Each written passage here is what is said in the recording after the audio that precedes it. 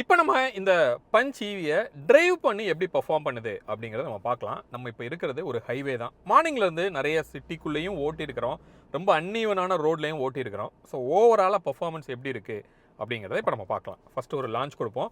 நான் வந்து இப்போது சிட்டி மோடில் இருக்கேன். பை டிஃபால்ட்டாக இது வந்து சிட்டி மோடில் தான் ஸ்டார்ட் ஆகுது. அந்த சிட்டி மோடில் தான் நான் இருக்கேன். ஒரு லான்ச் கொடுக்கலாம், எப்படி இருக்குன்னு பார்ப்போம். வாவ், அந்த ஈவிக்கே உரித்தான ஒரு அப்படி ஒரு லான்ச் வந்து உங்களுக்கு இருக்குது. அப்படி ஒரு நல்ல ஒரு புல் கொடுக்குது அப்படின்னு சொல்லலாம். சிட்டி மோட்லேயே ஸ்போர்ட்ஸ்லலாம் போட்டோம் அப்படின்னா டெஃபினட்டாக ஒரு பயங்கரமான ஒரு பவர் வந்து டெலிவரி பண்ணோம். ஸோ இருந்தால் கூட இதோட டார்க் வந்து இதுக்கு முன்னாடி இருந்த 191லேருந்து 156 டிராஸ்டிக்காக வந்து உங்களுக்கு டவுன் பண்ணியிருக்காங்க. அது ரீசன் வந்து மேபி இதோட ரேஞ்ச் வந்து பெட்டராக எடுக்கணும் அப்படிங்கிறதுக்காக கூட இருக்கலாம். இப்போ ஒவ்வொரு கம்ஃபர்ட்டாக நம்ம பேசுவோம். ஃபஸ்ட்டு NVH ரோட் நாய்ஸு சுத்தமாக வந்து உள்ளே இல்லை. டயர் நாய்ஸுமே வந்து செம்ம சைலண்ட்டாக இருக்குது. அப்போலோ டயர் தான் வந்து யூஸ் பண்ணுறாங்க. EV வெர்ஷன் ஆஃப் டயர் தான் வந்து இதில் யூஸ் பண்ணியிருக்காங்க.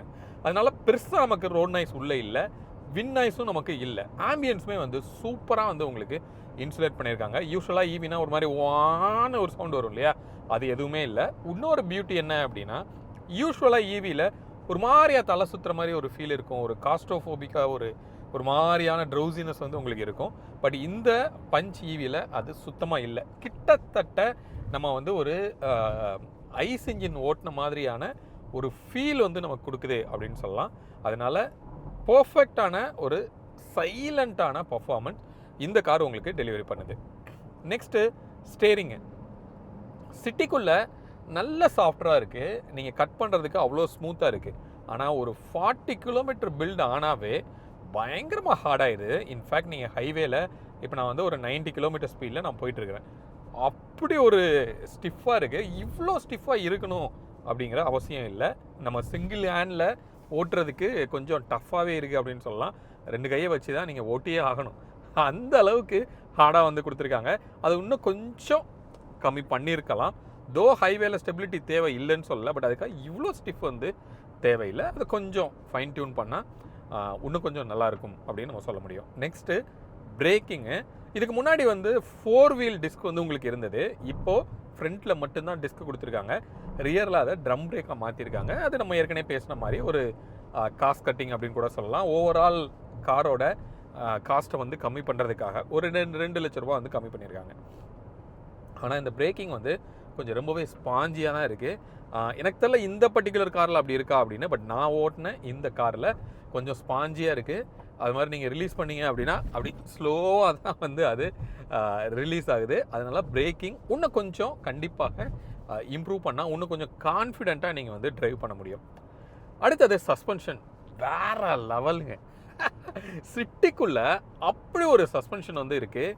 நல்ல ஒரு கம்ஃபர்ட் வந்து உங்களுக்கு டெலிவர் பண்ணுது. நீங்கள் ஒரு சின்ன சின்ன மேடு பள்ளதெல்லாம் ஏறி இறங்கும் போது அதை கிராஸ் பண்ணுற ஃபீலே இல்லை, அவ்வளோ அழகாக வந்து உங்களுக்கு இருக்குது.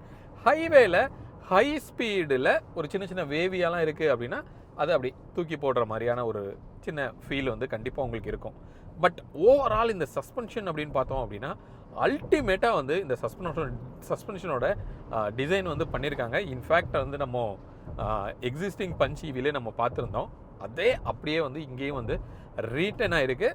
உங்களோட கம்ஃபர்ட்டை அப்படி பார்த்துக்குது அப்படின்னு சொல்லலாம். அந்த ரம்பிள் ஸ்ட்ரிப்லாம் பார்த்தீங்கன்னா அதை கிராஸ் பண்ணுற ஃபீலே இல்லாமல் ஆக்சுவலாக போயிடும். இப்போ நீங்கள் பார்க்குறீங்க இப்படி போகிறோமா, ஸோ அது இந்த ஃப்ளைஓவரில் இருக்கிற அந்த ஜாயின்ஸில் அந்த ஃபீல் வந்து உங்களுக்கு கண்டிப்பாக கிடைக்கும். Okay, right. ஸோ பவர் நம்ம கேட்கே தேவையில்லை. ஈவிங்கிறப்போ அல்டிமேட்டாக கொடுக்கும். இதில் ரொம்ப அக்ரெசிவாக கொடுக்காம இந்த சிட்டி மோடில் ஒரு நியூட்ரலாக ஒரு பவர் டெலிவரி வந்து உங்களுக்கு பண்ணுது. ஈவிங்கிறதுக்காக சும்மா அள்ளி தெரிச்சு பவர்லாம் வந்து கொடுக்கல. பட் ஸ்போர்ட்ஸ் மோடில் போட்டு நான் ஓட்டி காமிக்கிறேன். இப்போ நம்ம ஈகோ மோடில் வேணால் போட்டு அதை நம்ம டெஸ்ட் பண்ணி பார்க்கலாம். இப்போ நான் என்ன பண்ணுறேன், ஈகோ மோடில் போடுறேன். எஸ், ஈகோ மோடில் இப்போ போட்டாச்சு. ஒரு அழுத்துவோம். வா, ஈகோலையுமே வந்து நல்ல சஃபிஷியண்ட்டான ஒரு பவர் வந்து டெலிவரி பண்ணுது. இன்ஃபேக்ட் வந்து 100லாம் வந்து அசால்ட்டாக ரீச் பண்ணுது அப்படின்னு சொல்லலாம். இது ஸ்போர்ட்ஸ் மோடில் 0 to 100 6 செகண்ட்ஸில் வந்து ரீச் ஆகும் அப்படின்னு சொல்கிறாங்க. டெஃபினட்டாக அது ரீச் ஆகும், அதில் எந்த டவுட்டும் இல்லை. ஏன்னா அந்தளவுக்கு இதில் ஒரு பர்ஃபார்மன்ஸு கண்டிப்பாக உங்களுக்கு இருக்கும். அப்போது சீட்டிங் கம்ஃபர்ட்டு, இதோட எர்கனாமிக்ஸு அப்படிலாம் பார்த்தோம் அப்படின்னா எல்லாமே ரொம்ப பர்ஃபெக்டாக இருக்குது. ஏசியோட டச் மட்டும் கொஞ்சம் நீங்கள் ட்ரைவ் பண்ணும்போது உங்களை அறியாமல் கை ஏதாவது நோண்டும் போது பட்டுறதுக்கும் வாய்ப்பு இருக்குது. அதே மாதிரியே உங்களுக்கு தேவையான ஏசி கண்ட்ரோல் நீங்கள் பண்ணும்போதும் கொஞ்சம் அது கையை அப்படியே அங்கங்கே வந்து டச் ஆகிடுது. அதெல்லாம் கொஞ்சம் பட்டனில் இன்னும் கொஞ்சம் கொடுத்துருந்தாங்கன்னா இன்னும் கொஞ்சம் நல்லா இருந்திருக்கும். இதில் இந்த பேடல் ஷிஃப்டர் மாதிரி இங்கே ஒன்று கொடுத்துருக்காங்க பார்த்தீங்களா, அது எதுக்காக அப்படின்னா ரீஜன் மோடை சேஞ்ச் பண்ணுறதுக்காக. ரீஜெனரேட்டிவ் பிரேக்கிங் அப்படிங்கிறது ஈவிஸில் இருக்கும் அப்படிங்கிறது உங்களுக்கு தெரியும். நீங்கள் வந்து ஆக்சலேட்டர்லேருந்து கால் எடுத்துட்டிங்கன்னா இப்போ L2ல் இருக்குது, அப்படியே ஸ்மூத்தாக ஸ்பீடு வந்து அப்படியே டவுன் ஆகுது பார்த்தீங்களா. அப்படி பண்ணும்போது கொஞ்சம் பேட்டரி வந்து சார்ஜும் ஆகும். இது L3 தான் வந்து மேக்ஸிமம். ஸோ L3 நம்ம போகும்போது அது ரொம்பவே அக்ரெசிவாக இருக்குது. நீங்கள் பார்க்கலாம் கிட்டத்தட்ட அப்படி நின்ற மாதிரி ஆகிடுது. அப்போது ஒரு சிங்கிள் பெடல் மோடில் கூட நீங்கள் ட்ரைவ் பண்ண முடியும். டிராஃபிக்கில் பிரேக்கை யூஸ் பண்ணணுன்னே தேவை கிடையாது. அந்த அளவுக்கு அந்த ரீஜெனரேட்டிவ் வந்து கொஞ்சம் பர்ஃபெக்டாக வந்து ஒர்க் ஆகுது. வென்டிலேட்டர் சீட்ஸ் வந்து உங்களுக்கு கொடுத்துருக்காங்க. இப்போ நம்ம ஆன் பண்ணோன்னா கூட ஒரு நல்ல ஃபீல் கொடுக்குது.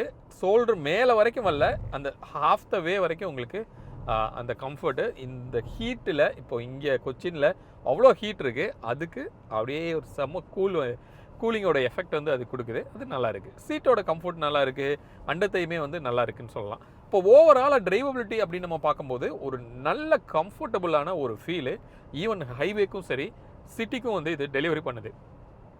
அப்போ நீங்கள் ஒரு ஃபஸ்ட்டு காராக இதை வாங்கலாமா அப்படின்னு கேட்டிங்கன்னா கண்டிப்பாக இது ஒரு ஃபஸ்ட்டு காராக கூட நீங்கள் யோசிக்கலாம்.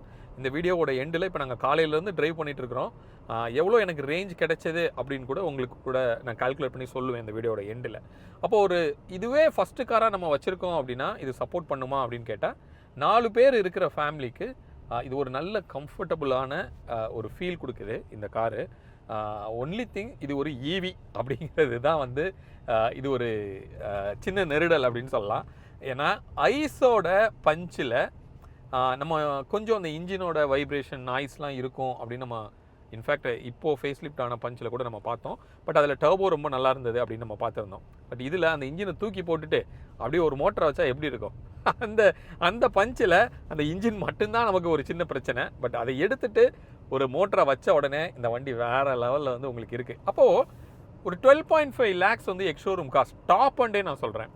அந்த பட்ஜெட்டில் ஒரு ஈவி அப்போ ஆன் ரோட் பார்த்தீங்கன்னா ஒரு 13.5 to 13.8 கிட்ட வர்றதுக்கு வாய்ப்பு இருக்கும். அதுக்கு ஒரு வேல்யூ ஃபார் மணியான ஒரு காரு.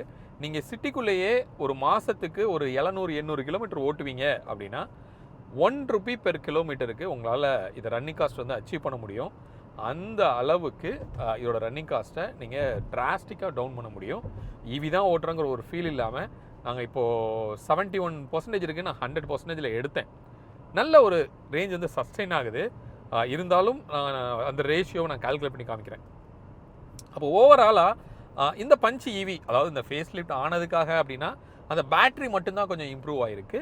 மிச்சப்படி சின்ன சின்ன காஸ்மெட்டிக் விஷயங்கள்லாம் அந்த பேட்ரி இம்ப்ரூவ்மெண்ட்டு கண்டிப்பாக நம்ம வரவேற்கணும். அந்த 40 kWh அப்படிங்கிற அந்த பேட்ரி ஒரு நல்ல ரேஞ்சை உங்களுக்கு டெலிவரி பண்ணுங்கிற நம்புகிறோம்.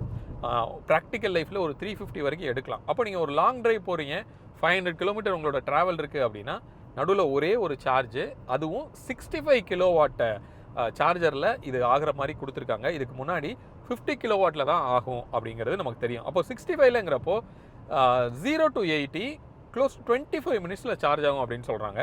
இல்லை ஒரு 15 மினிட்ஸ் நீங்கள் சார்ஜ் பண்ணுறீங்க அப்படின்னா ஒரு 130 கிலோமீட்டர்ஸ் வரைக்கும் நீங்கள் போகலாம் அப்படின்னு.